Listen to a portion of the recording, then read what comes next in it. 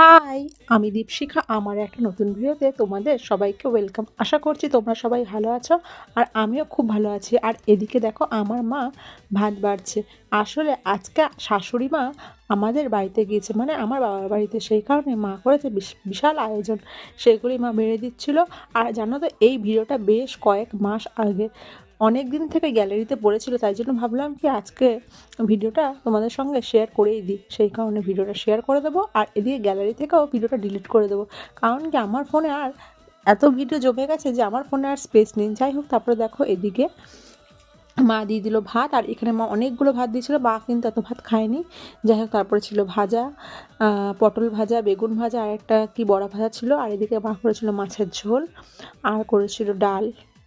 এদিকে মা মাছের ঝোলটা দিয়ে দিচ্ছে আর এদিকে দেখো দিয়ে দিল ডাল।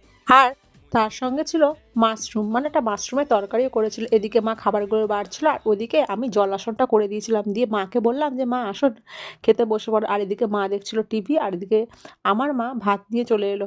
আর এদিকে মাকে বললাম তাহলে তুমি খেতে বসে পারো। আর মা তো দেখে বলছে আমি তো এত খাবোই না, সব কিছু কমিয়ে নেওয়ার জন্য। যাই হোক, তারপরে এখানে খাওয়া দাওয়া করে আমরা আবার এদিকে বেরিয়ে পড়েছিলাম পিসির বাড়ির দিকে। আমরা বেরিয়েছিলাম বেশ বিকেল বিকেল করে। আর দেখো যেতে যেতে প্রায় সন্ধ্যা হয়ে গেছিলো। আর রাস্তাটা দেখো কি সুন্দর লাগছে, আর আকাশটাও খুব সুন্দর লাগছিলো। যাই হোক, তারপরে দেখো আমরা চলে এলাম পিসির বাড়িতে। এদিকে তো বিশাল আয়োজন, অনেকজন এসেছে। আসলে একটা অনুষ্ঠান ছিল, সেই কারণে এত আয়োজন, এত তোড়জোড় করে সবার যাওয়া।